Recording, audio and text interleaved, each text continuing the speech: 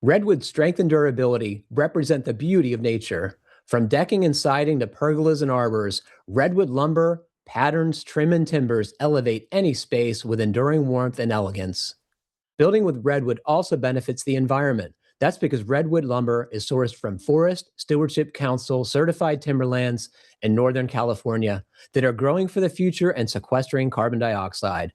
For redwood architectural specifications, project inspiration, where to buy, and more, please visit getredwood.com. Upgrade your home's exterior with Exceed Siding by Versatex. Engineered for unmatched durability and a sleek, modern aesthetic, Exceed provides a high-performance, weather-resistant shield that outlasts traditional materials. The ultimate low-maintenance choice, Exceed's advanced polymer construction resists rotting, cracking, peeling, paint, and fading. Lightweight 16-foot boards, nail hem brackets for tight joints, and the VZD drop lock system for solid straight lines make installation faster and easier. Plus, with a built-in color cap, there's no need for routine painting. For a premium finish that stands the test of time, choose Exceed Siding by Versatex. The folks over at Danner have been building boots here in the USA for nearly a century. Their factory in Portland, Oregon, is staffed by skilled boot makers from all walks of life. They show up every day to build boots worthy of the toughest workers in America. Every tool used expertly to its fullest capacity with honor and trust. The integrity that they build with speaks for Danner's legacy of quality. Find boots built in the USA over at danner.com. This comes from Bob. Bob writes, "Hello, FHB podcast crew. I've been in the planning stage of a smallish 3-bed, 2-bath ranch remodel, about 1,600 square feet, for about a year now. And I've been living and breathing building science for most of that time. My wife and daughter pick on me whenever I get the tape measure out to think about room sizes, which is a daily occurrence. I plan on acting as GC and doing much of the work myself. My plan is for the house to be slab on grade, possibly a concrete free slab over well-drained soil in Northwest Michigan with exterior zip sheathing, 9-foot ceilings, triple pane windows, and double stud walls filled with dense packed cellulose. I have made allowances for a dedicated 6x9 utility room and am planning on using plenum trusses with raised heels." Woo! I'm a big fan of these things, if you guys can't tell. Anyway, I've been binging the FHB podcast and have not yet heard anyone speak about my specific question, nor have I seen it mentioned anywhere else in the interweb. My question is this: can I box in the bays between trusses to make extensions for my truss plenum so I can get HVAC, including ERV ducts, out more toward the periphery of the home while still keeping everything inside the envelope? It occurred to me that these would act as the same as the truss plenum and seem like an obvious solution over a very wide truss plenum.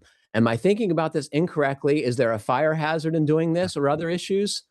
I plan on using a smart vapor retarder on walls and ceiling and boxing in the plenum and the bays with zip or similar material and sealing them with tape, then covering it with drywall. I would appreciate any of your sage advice as I move forward with the design of this home. Thanks so much ahead of time for your advice. I will be super psyched if my question makes it to the podcast. I have included pictures of my initial floor plan, wall system, and foundation. Bob, soon to be Bob the Builder from Michigan. Okay, so in summary, Bob wants to put ductwork running parallel to the trusses, and he's going to box in the space between the trusses to house this ductwork, and it would function much like a plenum truss, except it would be running perpendicular to it. Randy, so I asked you guys ahead of the show if anyone had seen this done. It seems to make sense to me, and you have actually done that. Can you explain what was going on in your project? Yeah, so in our specific project, I wasn't me doing the work. I was involved with it, though. I was helping design the systems, and it's exactly what we did. We ran plywood boxed off a little section so that we could run ductwork. The runs off from the main ductwork, the main plenum or whatever, in these different directions. It worked well. The thing with that specific project, though, there wasn't a plan for the plenum truss at the time.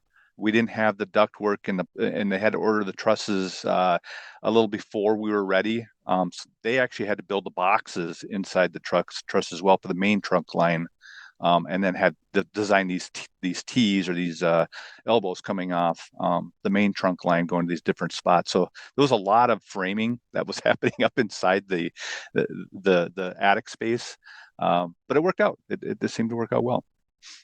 I talked to Bob in an email, and it makes perfect sense to me. I think most folks don't do this because it's easy enough to run insulated ductwork under a mountain of loose fill insulation, and that's usually how they branch off of the trunk line, which is in the plenum truss. Yeah, that creates a hole then in that box, right? And flex duct is hard to seal, especially insulated flex duct. It's hard to seal that opening back up to get it perfectly airtight. So extending the box is actually a really good idea. What do you think, Ian? So to just get this right in my mind, because I think I'm a little bit confused. He's talking about having a plenum truss that you have your engineered space running across, and typically that gets clad in some kind of plywood, right? And then your drywall, yeah. and your ductwork goes inside of that. So what Bob is looking to do is actually continue that same detail into the bay between those joists.